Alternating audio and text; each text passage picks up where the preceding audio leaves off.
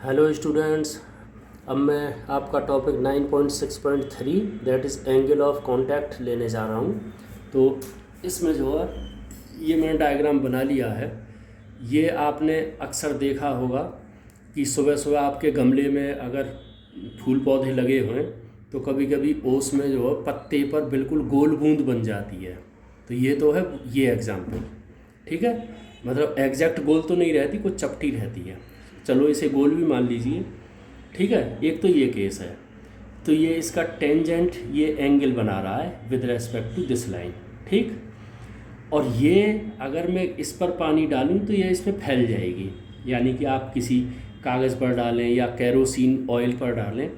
Kerosene पे तो बिल्कुल ही फैल जाएगी, लेकिन कुछ बूंदें हैं जो सॉलिड सरफेस पे आके कुछ फैलती हैं, जिनकी शेप कुछ इस तरीके से होती है और कुछ की करीब करीब गोल रहती है। तो इन दोनों केसों को हम पढ़ेंगे और एंगल ऑफ कांटेक्ट क्या होता है वो देखेंगे। Of course angle of contact ये आपको दिखाई दे रहा है कि इसके और यहाँ से और इसके बीच में जो एंगल बन रहा है वो एंगल ऑफ कांटेक्ट है, ठीक है। तो अब हम चलते हैं एज पर बुक क्या बोलता है, ठीक। तो यदि एक बूंद दूसरे मीडियम पर रखी जाती है, दूसरे मीडियम जैसे कि पत्ता है या ऑयल में डाल दीजिए बूंद को, तो वो जो है गोल रहेगी, जैसे सरसों का तेल है, ठीक है, इस टाइप के ऑयल पर। तो बूंद यदि दूसरे मीडियम पर रखी है तो इस टाइप की शेप आती है, जैसे कि या तो ये शेप आएगी या ये शेप आएगी, ठीक। Means when liquid surface is in contact with other medium then liquid surface takes curved shape. तो उसका जो है कर्व्ड शेप हो जाती है, या कुछ ज़्यादा फैल जाती है और कहीं किसी मीडियम पर वो कम फैलती हैं, जैसे पत्ते पर कम फैलती हैं। और फर्श पर बूंद डाल दो अपने फर्श पर, ज़मीन पर, तो वो फैल जाएगी, ठीक है।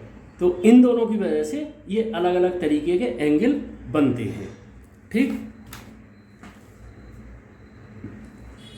तो the angle between tangent of liquid का जो टेंजेंट है, यहाँ पर ये टेंजेंट है, यहाँ पर ये टेंजेंट है, ठीक है। So angle between tangent to liquid, tangent के लिक्विड के साथ जो टेंजेंट है वो वाली line. So the angle between tangent to liquid surface at point of contact, ये पॉइंट ऑफ कॉन्टैक्ट है, ये point of contact, and solid surface inside the liquid, solid surface inside the liquid is called the angle of contact theta, ठीक है। उसे हम theta से indicate कर देते हैं। तो इसका क्या मतलब हुआ, एंगल ऑफ कॉन्टैक्ट की परिभाषा क्या हुई, the angle between tangent to liquid surface at point of contact and solid surface, and ये सॉलिड सरफेस है, ये सॉलिड सरफेस है, and solid surface inside the liquid is called angle of contact theta, ठीक। अब ये theta का फायदा क्या है, क्या बताता है ये। तो इसमें आपके थ्योरी के 2 क्वेश्चन बनेंगे, तो ध्यान से सुनना। So theta tells whether liquid will spread, या तो बूंद फैलेगी, लिक्विड फैलेगा, या वो एक बूंद के रूप में रह जाएगा। Theta tells whether liquid will spread और will be in droplet form on the solid surface, एक सॉलिड सरफेस पे या तो वो फैलेगी या बूंद के रूप में रहेगी, ठीक। तो यहाँ पर हमने माना that interfacial tensions are interfacial tensions का मतलब क्या है कि जो इंटरफेस है, दो चीज़ें जब आपस में मिलती है, इनके बीच में जो एक लेयर होती है उसको बोलते हैं इंटरफेस। तो इंटरफेस हम देखेंगे कि कौन कौन से हैं। इंटरफेशियल टेंशन यानी कि सरफेस टेंशन है वो सारे के सारे।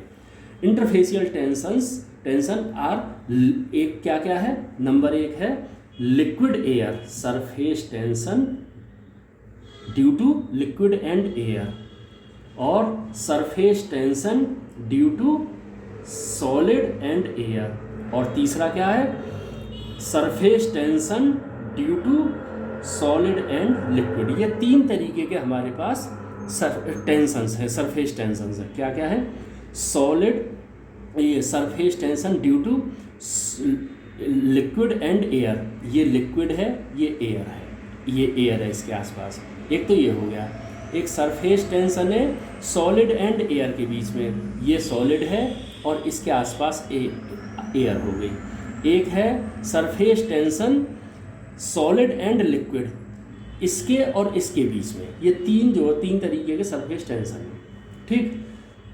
सो the surface forces between three media, तीन जो मीडियम है वो जो सरफेस टेंशन है at line of contact must be in equilibrium, वो लाइन ऑफ कॉन्टैक्ट यहाँ पर और यहाँ पर मस्ट बी इन इक्विलिब्रियम, ठीक। तो हम जो है इस फिगर को कंसीडर करते हैं, इससे एक फार्मूला निकालने की कोशिश करते हैं, ठीक। तो इस फिगर के अनुसार अगर मैं एक लाइन यहाँ पर खींच दूँ और इसे दो हिस्सों में बांट दूँ तो ये आ जाएगा SLA साइन थीटा और ये आ जाएगा SLA कॉस थीटा। अब इक्विलिब्रियम में क्या बोलता है कि इधर वाली लाइन इसके बराबर होना चाहिए। इट मीन्स इक्विलिब्रियम के लिए क्या जरूरी है, SLA must be equal to SLA cos theta plus surface tension due to solid and liquid, ये इन दोनों के इसके और इसके योग के बराबर होगा, ठीक है। तो इसको हम अगर इसे केस ए मानते हैं, यानी कि इस वाले को केस ए मानते हैं, उस केस में क्या होता है कि ये जो है यहाँ पर क्या है, यहाँ से यहाँ तक एंगल 90 डिग्री से कम है, that's why for this case, इस केस के लिए यहाँ पर हमें मिलता है theta is equal to is less than 90 degree, that's why it is acute angle. और दूसरे शब्दों में कहें कि if surface tension due to solid and liquid is less than surface tension due to liquid and air, यानी कि if ये surface tension इससे अगर छोटा है, in that case we will get acute angle, okay. इस केस में हमें मिलेगा एक्यूट एंगल। और इसका यूज़ क्या है, इसका यूज़ अभी ये एग्ज़ाम में आ सकता है आपका कि Y water proof, what is the necessary condition for water proofing, okay. तो उसके लिए अब हम चलते हैं। या दूसरा केस क्या हो सकता है कि वेटिंग एजेंट क्या होते हैं, दो केस है, एक है वेटिंग एजेंट, एक है आपका वाटर प्रूफिंग। तो अब हम पहले देख रहे हैं आपका वेटिंग एजेंट क्या है। सो फॉर दिस केस, इस केस के लिए एक्यूट एंगल है और SL छोटा है SLA से।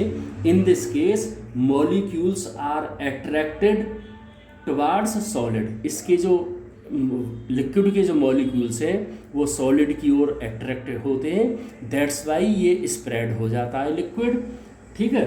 And that's why and so surface tension due to solid and liquid reduces, that's why it reduces, ये कम हो जाता है। क्यों हो जाता है कम, क्योंकि सॉलिड जो है इसके मॉलिक्यूल्स को अट्रैक्ट करता है, जिससे ये फैल जाता है, ठीक।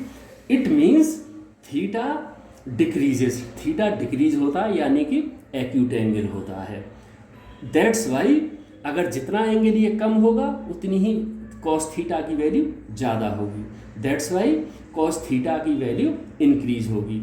अब ये काम जैसे कि ये कहाँ पर है, जैसे कि अगर गिलास पर हम एक बूंद डाल दें कांच पर तो वो बूंद फैल जाएगी, ठीक।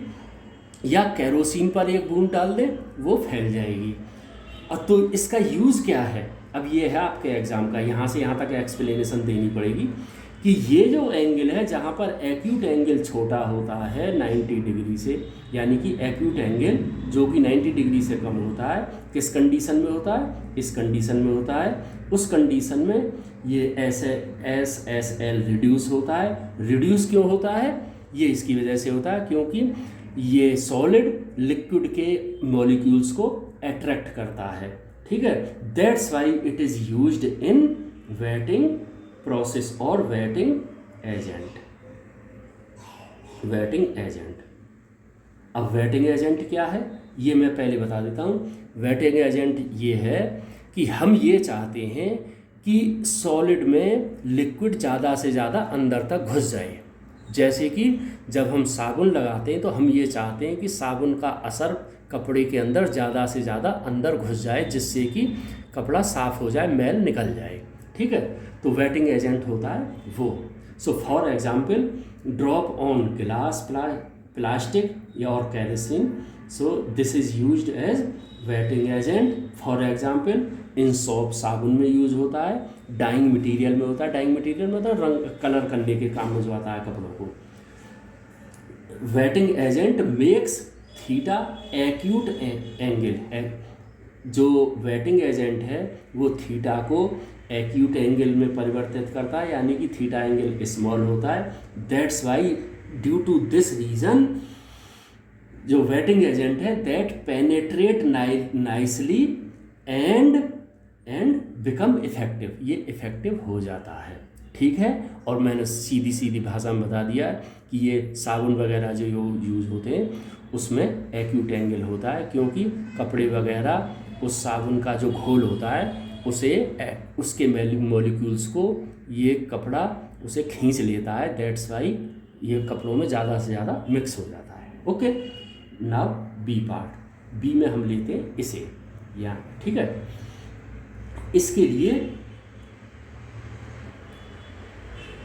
लिए आपको पता ही है कि जो थीटा जो इस केस में थीटा इज ऑब्ट्यूज एंगल, और ये किसके लिए?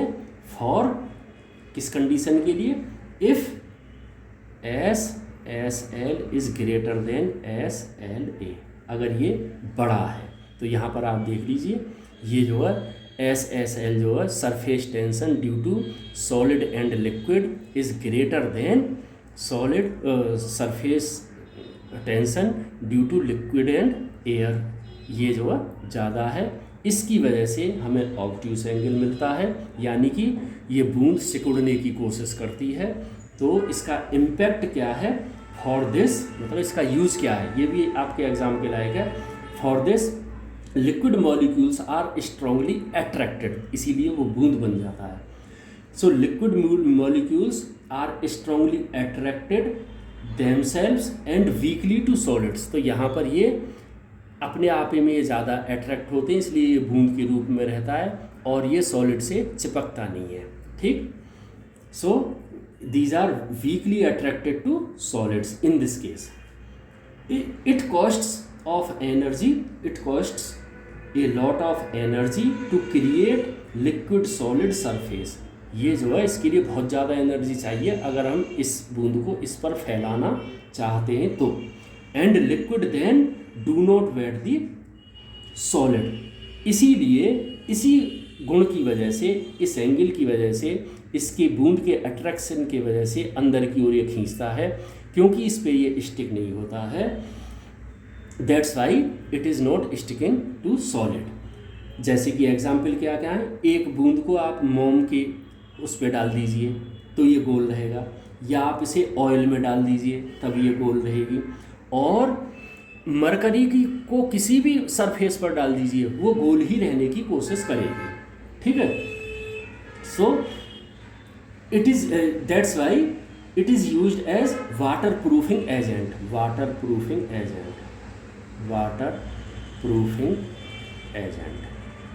ये कहाँ पर काम आता है?